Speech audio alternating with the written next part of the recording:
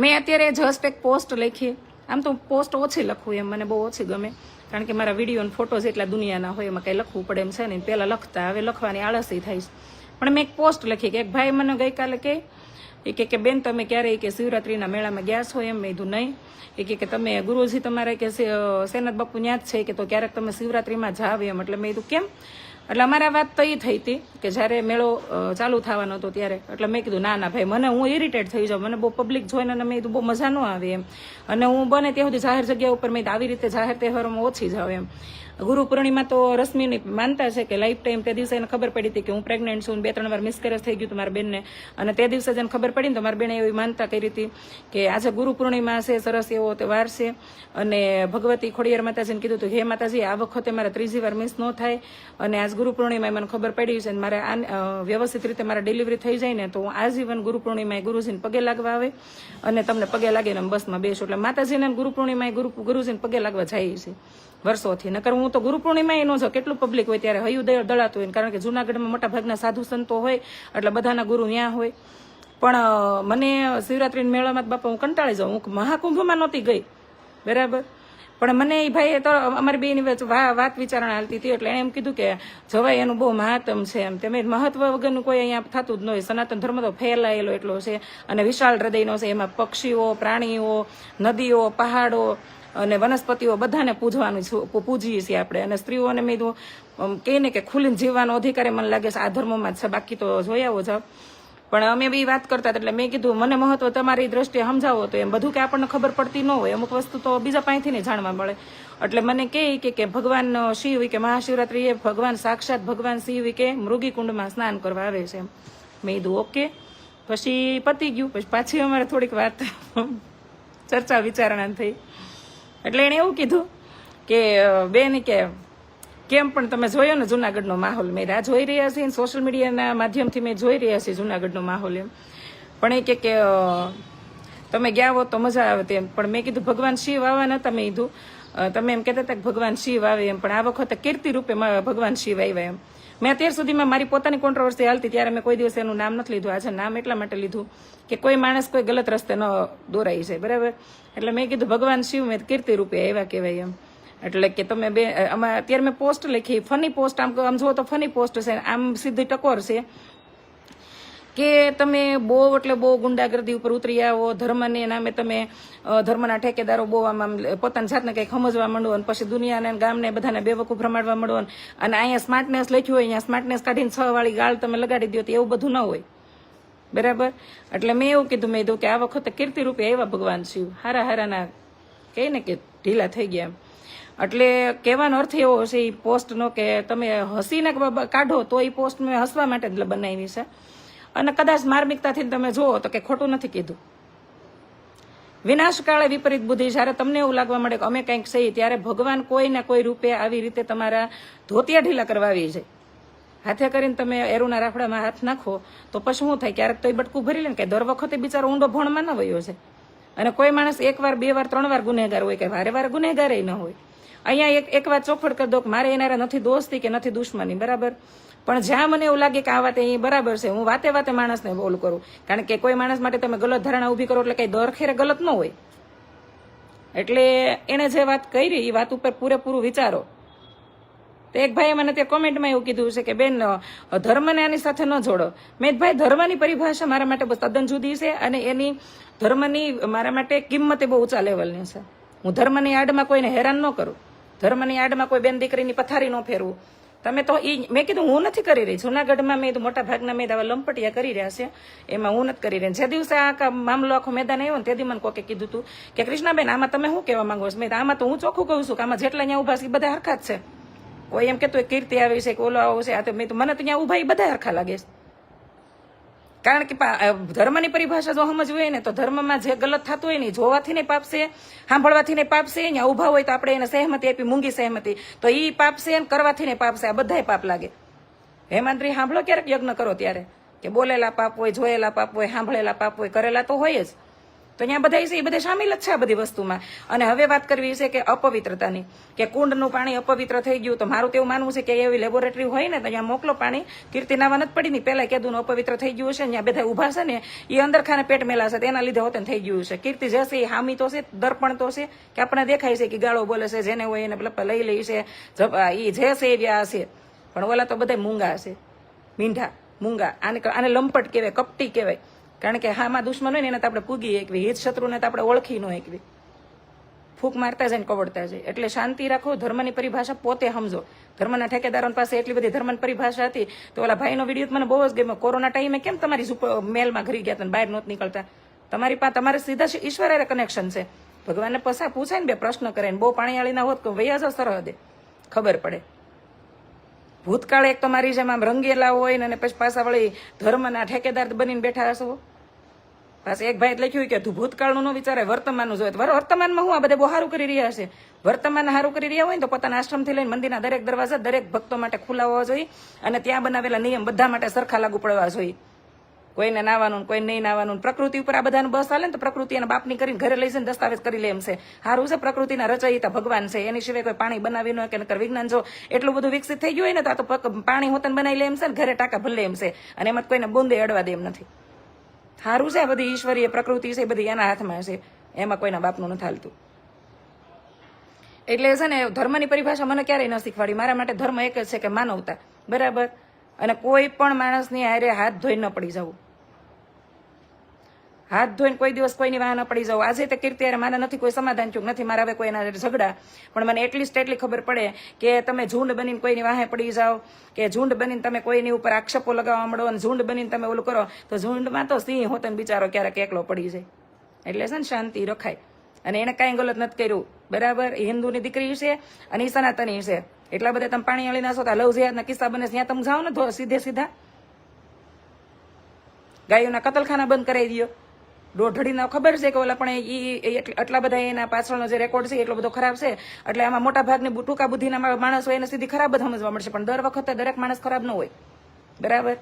અને કોઈ દિવસ મેં નથી કીધું, પણ આજ પહેલી વાર હું કહું છું કે બધી દીકરીઓને આવું ગાળું ન બોલે, પણ દરેક દીકરીને આટલી બધી નીડર રહેવાય કે જાહેર જગ્યા ઉપર કાંઈ પણ ગલત થાય ને તો જાહેર જગ્યામાં જેને ગલત કર્યું ને એને સામે આંખમાં આંખ નાખીને જવાબ દઈએ કે, બરાબર. બાકી મેં જોયું છે કેટલાય લોકો શરમમાં બીકમાં અમુક વસ્તુનો સામનો નથી કરતા ને એના લીધે જ આવા પાખંડીઓ છે ને એ મોટા મોટા રાજ કરીને બેસી ગયા છે. અને ખબર જ છે કે જે માણસને બીક, લાજ, શરમ આ બધા શબ્દો કોઈ નાતો નેડો જ નથી તો ત્યાં જવાય લપ કરવા. હે, મહાભારતનો એક ડાયલોગ છે, રવિ ચોપડાના મહાભારતનો એક ડાયલોગ છે જેમાં અંબા કાશીના દરબારમાં એવું કહે છે, હે ભીષ્મ, ઘાયલ શેરની ઘાયલ નાગીનો અપમાનિત સ્ત્રી સે ડરના શીખો. આવું કહે છે હે ભીષ્મ. ભીષ્મ પિતામહને કહે છે કે ઘાયલ શેરની ઘાયલ નાગીન એટલે ઘાયલ સિંહણ, ઘાયલ નાગીન એટલે નાગણ, અને અપમાનિત સ્ત્રી એટલે ઘાયલ થયેલી સ્ત્રીઓથી ડરતા શીખો. કારણ કે એને પછી કઈ ફેર જ ન પડતો હોય સમાજથી. કારણ કે જયારે સ્ત્રી સમાજનું વિચારવાનું છોડી દે પછી સમાજને ટેન્શન થવા મળે, સ્ત્રીઓને ટેન્શન ન રહે. એટલે સ્ત્રી પાસે લાજ મર્યાદા, શાંતિનું, શરમનું ઘરેણું હોય ને પહેરેલું રાખવા દેવું, હાથે કરીને ઉતારવા મજબૂર ન કરવું, પછી તમને નડે. અને પુરુષ ન નડે એટલી સ્ત્રીઓ નડે, ખબર પડે એટલી. તો હાથે કરીને છે ને કોકના મોઢામાં આંગળા ખોલાવા ન જાય. મને તો એ નથી ખબર પડતી કે એટલું બધું પ્રશાસન ત્યાં ઊભું હતું, તમે નિયમો વધારે સ્ટ્રિક્ટલી ફોલો કરાવતા હતા તો એ છે કે કુંડમાં નાવા પડી ત્યાં સુધી બધા ક્યાં ગયા હતા. અને નાવા પડી પછી આમ અમુક અમુક તો વળી ચોકીને જોવે આમ એમાં ચોકવાનું છે ક્યાં? તમારા બાપનો કુંડ છે એવું છે કે પર્સનલ કોઈનો કુંડ છે? ઈશ્વરે આપેલી વસ્તુ છે અને ઈશ્વરની વસ્તુ ઉપર તો બધાનો અધિકાર સમાંતર હોય. એટલે શાંતિથી જીવો. ભગવાને ઈશ્વરે આટલે ખોબેન ધોબે પ્રકૃતિ વરસાવી છે, એનો આપણે આડે ધડ નષ્ટ કરી રહ્યા છીએ. એનું મૂલ્ય તો નથી કરી રહ્યા પણ આડે ધડ નષ્ટ કરી રહ્યા છીએ. તો એક તો આપણે એના અપરાધી બની રહ્યા છીએ. વાતાવરણ બગાડવાનું મેન કારણ પેલા આપણે બધા છીએ, અને પછી ઈશ્વરને દોષ દેવો અને હજી પાછું નથી પડવું. કોઈ બેન દીકરી કે સ્ત્રી ઉપર તમે ઝુંડ બનીને હાલી નીકળો છો ને પાછ પોતાની જાતને તમે એવા સમજો છો કે અમે મહાન છીએ. હાલી હું મેળાશો. અને પાછું હું ઘણી વાર જોઉં છું, આની આ છોકરી પટેલ સમાજની છે, જો આની આ છોકરી કોઈ ક્ષત્રિય સમાજની હોય ને તો તમારા મોઢામાં જીભડા ઘરી જાય. ત્યાં તો બીક લાગે બાપુની. એટલે શાંતિ રાખવાની, બરાબર. મૃગી કુંડમાં કોઈને સ્નાન ન કરવું તો બધાના માટે નિયમ બનાવો કે કોઈને ન કરવું, અને કરવાનું હોય તો બધાય કરી શકે. એ ખાલી સંતો માટે છે. સંતો પેલા તો પોતાની મોટા ભાગના જુનાગઢના સંતોને હું સારી રીતે ઓળખું છું. કીર્તિ તો અત્યારે લઈ આવી છે આ બધા. હું કેટલાને અંદર ખાને ઓળખું છું. મારી પાસે પ્રૂફ હારે બધા મોકલ્યું છે. તો મેં હાથમાં બધું મૂકી દીધું કે હાલો ભાઈ આપણે સંસારી સ્ત્રી છે એટલે આ બધી વસ્તુમાં આપણે નથી પડવું. બાકી એટલા કેટલાને ઓળખું છે જે પોતાના ઘરના જવાબદારીમાંથી સટકવા હાટું ભગવા ધારણ કરી નાખ્યા છે. બરાબર, ઘરની જવાબદારી નિભાવી નથી, માતા પિતા પ્રત્યેની નથી, માતૃ ઋણ ઉતારવું નથી, પિતૃ ઋણ ઉતારવું નથી, તમારા ભાઈ ભાંડડા પ્રત્યેની તમારી જવાબદારી નિભાવી. એ તો પેલા દૂર નહીં રહી, ભાઈ ભાંડડાની તો હાલે જવાબદારી ન હોય એટલી બધી, પણ તમારા સંતાનોની તમારે નિભાવી નથી. પછી ભગવા ધારણ કરી લેવાશે મોફતિયાઓ, ભિખારી, શરમ આવી જોઈએ. અને સાચા સંતો હોય ને એ તો સિદ્ધ યોગી હોય, એને કોઈ દિવસ સંસાર એટલે લેવા દેવા જ ન હોય. સંતો એટલે હું ખબર પડે છે, ભૂતકાળ જરીક જોવો, ઇતિહાસને ઉકેલો એટલે ખબર પડે કે સંતો કેવા હોય. ગોળ બંગાળનો રાજા ગોપીચંદ કેવડું મોટું રાજ્ય ત્યાગીની પોતે એ સંત થઈ ગયા હતા. સિદ્ધ યોગીની વાત કરી રહી છે અહીંયા. ભૃતુહરિનાથ રાજા ભરતરી 92 લાખ માળવાન ધણી હતા. બરાબર, ઉજ્જૈન નગરીનો એ રાજવી હતો. વિક્રમાદિત્ય એના ભાઈ હતા. કેવડું રાજ્ય ને કેવા બધા ભાઈ ભાંડડું. પિંગળા જેવી સતીનારી એની સ્ત્રી હતી. અને કોઈ એમ કે ને એવું નહોતું તો પિંગળા પેલા સતીનારી જતા એને એક વાર હાઈ કરીને પ્રાણ નીકળી ગયો હતો. આવા જતી સતી હતા આપણા દેશના. અને એને ક્યારે એવું નહોતું કર્યું ભિક્ષાવૃત્તિમાં માનતા. ભિક્ષાવૃત્તિ કે માંગીને જ ખાવું. સાધુ તો ચલતા ભલા હોય, એના આવડા મોટા મોટી સુવિધાવાળા આશ્રમો બાશ્રમો હોય ને, આશ્રમો ખોલવાના હોય તો એ બધાને રીતે ખુલ્લા મુકાય. જેમ કેમ સેનાથ બાપુના આશ્રમમાં તમે ગમે ત્યારે જાઓ ત્યારે દર્શન કરવાની છૂટ છે. અહીંયા હાલે છે અનુક્ષેત્ર તો ગમે અહીંયા ગમે એ બધી જ્ઞાતિને અહીંયા જમવાની છૂટ છે. આ તો અમુક વીઆઈપી દીકરાઓને પોતાના આશ્રમો ખુલ્લા ન હોય, ગેટ નો ખુલવાના હોય. વીઆઈપી ગેસ્ટને તો અંદર એન્ટ્રી હોય ને પાછા હારી ના થવા ધોડ્યા છે. તમારા કાળા કરતું જ છે ને આજની તો કાલ બહાર આવશે. આશ્રમમાંથી શીખી લેવાની જરૂર હતી. ડોબી નાવ કે આશ્રમ જેવાના હોતે જો આમાં વળોટમાં લઈ લેતા હોય એવી શક્તિ હોય તે જીવે છે દુનિયામાં. આને ઈશ્વરીય શક્તિ કીધી છે. ઈશ્વર ક્યાંય આમ કરીને પરચો ન આપે. તો તમારા કાળા કરતું હોય ને એની ઉપર પસ્તાવો ન થાય કાંઈ નહીં, પણ દોઢી ના થઈને પાછા કોકને હેરાન કરવાય ન જોઈએ એટલી ખબર પડવી જોઈએ. પછી હેરાન થાય, પછી એમ કે અમારે આમ થઈ ગયું તેમ થઈ ગયું બધાને પાછા. અને મને દુઃખ તો એ વાતનું છે કે આવા બધા લંપડીઓની પાછળ પાછા એના ઠેકેદારો પાછું પ્રશાસન હોય. બોલો, બસ એક ભાઈ કીધું કે બેન તમે રાજકારણ એટલી બધી વફરાય તમે કેમ ઠુકરાઈ દીધી? મેં આ અત્યારનું જે રાજકારણ છે ને મારી સમજ અને મગજની બહારની વસ્તુ છે. બરાબર, કારણ કે જે દેશના રક્ષક હોય એ અત્યારે ભક્ષક બનવા બેઠા છે. તો પછી આમાં મેં કીધું લોકોને સામાન્ય નાગરિકને જીવવું તો કઈ રીતે જીવવું? પછી કે તમારે પટેલ સમાજ તો છોકરાઓને બહુ બહાર મોકલવા માંડ્યો. તો ક્યાં જાય? બહાર નો મોકલે ક્યાં જાય? એ શાંતિ ઈચ્છે છે, એ સુરક્ષા મહેસૂસ કરવા માંગે છે, તો એ ભણાવી ગણાવીને બહાર મોકલવા માંડ્યો કે હાલો તમે ત્યાં બધા પૂગતા 15-20 વર્ષ આવે કે અમારા છોકરા બિચારા આગળ નીકળી ગયા છે. કીર્તિને તમે મારી હતી, સાચી વાત છે. મેં કોઈને મારી નથી. બરાબર, હા એને મેં કીધું હતું ફેસ ટુ ફેસ કે જે લપ હોય મને સીધી કે લાઈવમાં લપ નથી કરવાનું. બાકી મેં કોઈને માર્યા નથી. મારી જિંદગીમાં હું કોઈને મારું નહીં, નડતર રૂપે ન બનું. અહીંયા મેં એવા લોકોને કીધું છે કે ધર્મના નામ ઉપર જતિંગી કરે છે અને ધર્મ મને સમજાવે છે. મારો પહેલો ધર્મ તો માનવતાનો પહેલો ધર્મ માનવ માણસ હોય ને એનો પહેલો ધર્મ માનવતા હોય કે જે એને દરેક જીવ પ્રત્યે દયાભાવનો હોય. બીજો ધર્મ એ હોય કે સંસારમાં આવ્યા પછી પોતાના સંસારના બધી જવાબદારી પૂરી કરે ને એનો પહેલો નિયમ છે. કોઈ એમ કે સંન્યાસ ધારણ કર્યા પછી એને ઈશ્વર ભેટા, તો મોટા ભાગના તો સંન્યાસીઓ નહીં સંસારીઓને ભગવાન મળ્યા છે. 52 વખત ભગવાન શ્રી કૃષ્ણ જુનાગઢમાં નરસૈયાને મળવા આવ્યા હતા. આ ગામ આખું જાણે છે. બરાબર, નરસિંહ મહેતાની ભક્તિમાં કેટલો પ્રતાપ હશે. પોતાની નાગર નાયતા ખાઈને બહાર કાઢી મૂક્યા હતા. અને નરસિંહ મહેતાને પોતાની ઉપર આક્ષેપો ઉપર આક્ષેપ હતા, દરિદ્રતાથી છલકાઈ ગયા હતા. તો એને એવું નહોતું કીધું હું આ કરી નાખું. અને ભગવાને જયારે એને મળવા આવ્યા પૂછ્યું ને કે તારે હું જોઈ છે, ભક્તને આધીન ભગવાન હોય, ત્યારે એને એવું નહોતું કીધું કે કઈ રાડિયાસનું રાજ્ય હતું.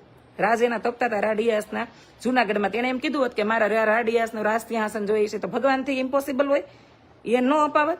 એને કીધું કે મારા મહેલ જોતો હશે તો ન અપાવત. પણ એને શું કીધું મારે તમારી ને રાધારાણીનો રાસ જોવો છે. તો ભક્તો એવા હોય, ભગવાને આવા હોય. આ તો સંતો મહંતો બનીને બીજાને પગે લગાડવાનું, ફોર્ચ્યુનરમાં ફરવું હોય ને એસયુ વગર રહી ન શકતા હોય ને પોતાના આશ્રમના ગેટ બંધ રાખવા હોય ને પાછા મોટી ફાંકા ફોજદારીઓ કરે. તો આજ નહીં તો કાલ કોક અડી જાય ડોહા. એટલે શાંતિથી જીવો ને જીવીને ભૈયા સમયથી ને આપણે પૃથ્વી પરના મહેમાન છે, માલિક નથી, એટલું યાદ રાખવું. આજે મને થયું, મેં પોસ્ટ લખીને એટલે મેં કીધું લાવવા છે કે વિડીયો લાઈવ કરી નાખવી, નકર પોસ્ટને કોઈ ગલત રસ્તે દોરી જાય. અને કીધું છે મેં કંઈ ખોટું નથી કીધું. અમુકે તો ત્યાગીની વ્યાખ્યા બદલી નાખી છે. કરોડોના મહેલ ને ગાડીઓમાં જાહો જલાલી ભોગવવી છે, સમાજ રાજકારણ વગેરે બધું. મને તો એ જ નથી ખબર પડતી કે સંન્યાસીનો સીધો મતલબ છે એને સંસાર કઈ મતલબ જ ન હોય. અને અમારે તો અત્યારે જે નવા અપડેટ થયેલા સંન્યાસીઓ છે ને એ લોકોને તો અત્યારે રાજકારણમાં ઘૂસવું હોય, સોશિયલ મીડિયાના ઝઘડા હોય એમાંય સમાધાન કરાવવા છે. બોલો, તો કીર્તિ પટેલના વખાણ કરો છો, કીર્તિના વખાણ કેમ કરો છો? વખાણની વાત જ નથી થતી. પેલા ડોબા છે પેલા આંખ ઉઘાડો, વખાણની વાત નથી કરી. અહીંયા ઈ વાત કરી છે કે દર વખતે એકનો એક માણસ ગલત ન હોય. ઈ અંદર હર હર ગંગે હર હર ગિરનારી જય ગિરનારી કરતી કરતી અંદર નાવા પડી. તો મને જ નથી લાગતું કે ઈ કઈ નથી જેહાદી, નથી કઈ મુસલમાન, કે નથી છોકરી કઈ બહારથી એવી સનાતની છે, હિન્દુ છે. બીજું ગાળી બોલે છે, એ હામી બોલે છે. બાકી કોણ નથી બોલતા એને પ્રશ્ન બરોબર જ કર્યો હતો કે આમાં કોણ ગાળ નથી બોલતું. લાવો એવા કેટલાય વિડીયા બતાવું કે જેમાં બોલે ખુલે આમ ગાળો કેટલા જેન્ટ્સ લોકો. અને બીજું એ કે એને પૂરેપૂરા કપડા પહેરીને અંદર નાવા ગઈ છે, બરાબર. તો એમાં તમારી વહી ક્યાં ગઈ? નગ્નતા ધારણ કરીને અંદર ગઈ હતી. અને આ વખતે સપોર્ટ બપોર્ટ નહીં, પણ હું તો જે સાચું દેખાય છે ને એ વાત કરી રહી છું. અને એને કોઈના સપોર્ટની જરૂર જ નથી, ખબર પડે છે એટલી. એના આત્મવિશ્વાસ એટલો બધો બુલંદ થઈ ગયો છે કે એને કોઈના સપોર્ટની જરૂર જ નથી. તમે તમારા હગા માતા પિતાને કઈ ઘરમાં હાચું નથી કહેતા, એને પીઆઈની આંખમાં આંખ નાખીને કહી દીધું હાલે હું ગુનેગાર નથી. અને બરોબર છે ને, હું ગુનેગાર છે નહીં થઈ ગઈ ભાઈ. મૃગી કુંડમાં નાવા જતા કોઈ ગુનેગાર થઈ જાય ને ઈ પાણી અપવિત્ર થઈ ગયું, સાબિત જ નથી થયું. અપવિત્ર કેમ થઈ ગયું? અને એની ઉપર જે અત્યારે કેસ કબાડા થયા તો કોર્ટમાં તો એને પીઆઈ મેડમ હશે જેને કર્યું હશે એ બધાને અહીંયા ઊભું જ રહેવું પડશે કોર્ટના કવલામાં. જવાબ તો એને દેવા પડશે. હા, પછી જજ ખરીદાઈ જાય કે વકીલ ખરીદાઈ જાય ને આ છોકરીના કદાચ હજી નબળા પડતા હશે તો ન જીત થાય. બાકી જીત આખરે સત્યની થાય, એટલું યાદ રાખવું. અને સત્યની પરિભાષા ક્યારેય કોઈના માટે અલગ હોતી જ નથી ઈશ્વરની નજરમાં, બરાબર. અને એને બહુ પાછળ છે ને, એને જે પાછળ જે ઓલું કરી નાખ્યું છે ને, ટૂંકો મગજ હાકીને જે અમારા સમાજમાં હાથે કરીને એના જે સપોર્ટર હતા એ બધાને દુશ્મન બનાવી દીધા ને, એટલે બાકી છોકરીને અહીંયા સુધી પૂગવી ન પડે એટલા લોકો એને સપોર્ટમાં આવી જાય. પણ કહે ને કે આપણું કોઈ ભૂતકાળ આપણને ઘણી વાર નડે, એનો હોય કે મારો હોય, આવું થાય પછી. એટલે હું કોઈના સપોર્ટમાં નથી અને હું કોઈના કહીને કે વિરોધમાં નથી. અહીંયા એક સત્યની પરિભાષા, અહીંયા એક પવિત્રતા અપવિત્રતાની અને ધર્મની પરિભાષા સમજાવી રહીશું કે ધર્મ કેવો હોય અને ખરેખર પવિત્ર અપવિત્ર એટલે હું. એમ મગજમાં ગંદકી ભરી હોય ને પાછા પવિત્ર અને અપવિત્રતાની વાતો કરે છે.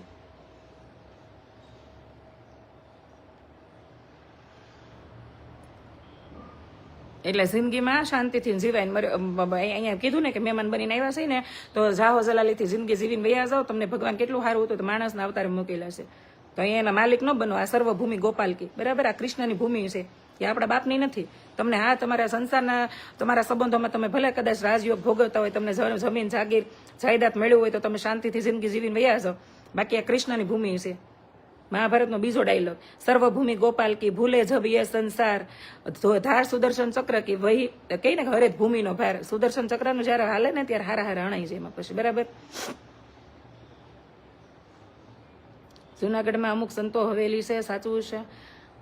દેખાતું નથી આપણે ત્યાં સાહિત્ય નથી દેખાતું. જાજો જુનાગઢ હું તો જોયેલું જ મેં બધું. અને મારું એવું માનવું છે કે આપણે કેમ કહેતા વેલા હોય કે દોસ્તો હોય એને સમાંતર હોય બનાવાય. એમ બહુ ઊંચા હોય તો આપણને અંદરથી ગુગળામણ ફીલ કરાવે ને હાવ નીચા હોય તો ગુગળામણ ફીલ કરાવે. તો જ્યારે નીચ હોય ને, નીચ કઈ કીધા હશે, બરાબર.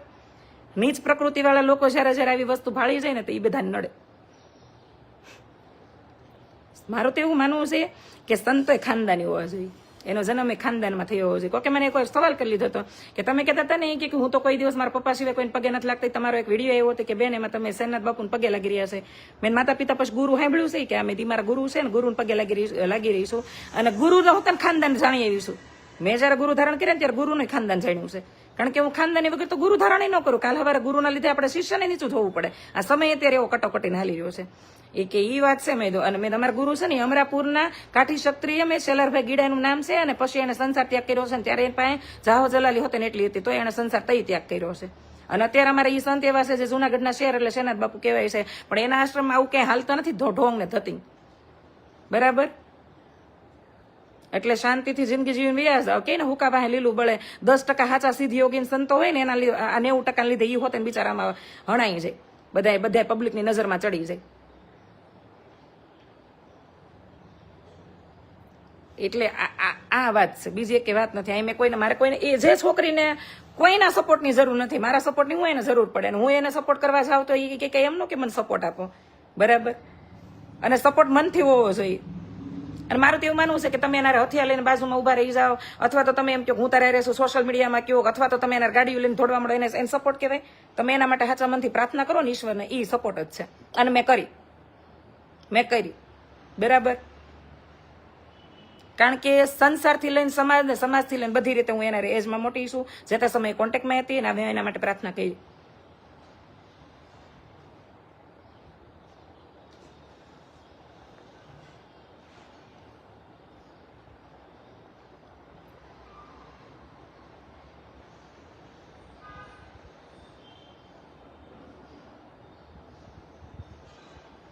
હા એમ એને મને એ એક થાય કે સંસાર ત્યાગી દીધા પછી એને રાજકારણ કરવું હોય તો તમે સંસાર તમે પેલા નક્કી કરી લો, નથી તમારે સંસારી રહેવું, નથી સંન્યાસી રહેવું, અને હવે તમારે પોલિટિશિયન બનવું છે તો એમ સીધું કીધું હોત કે અમારે પોલિટિક્સમાં જવું છે.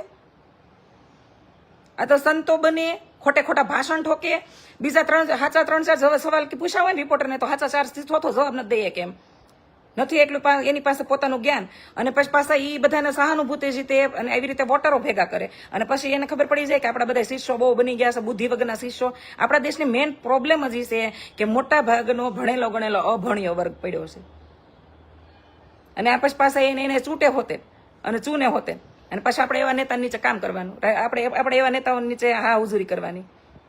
બરાબર, બદસોદી કરે છે, હાલતી નો થાય. તાર બાપના કેમ હામ દીધા તક તું મારા લાઈવમાં આવશે? તમારા સેવા માટે મારું લાઈવ હોતું જ નથી ક્યારે ભાઈ.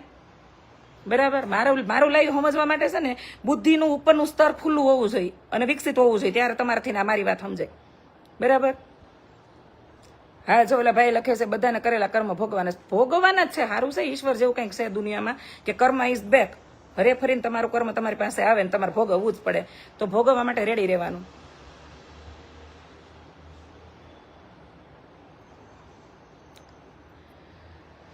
મારા હાળા તેમાં અને ગમે ત્યારે તમે જોજો, ગમે એ મોટો દેશનો સંત હોય કે ગમે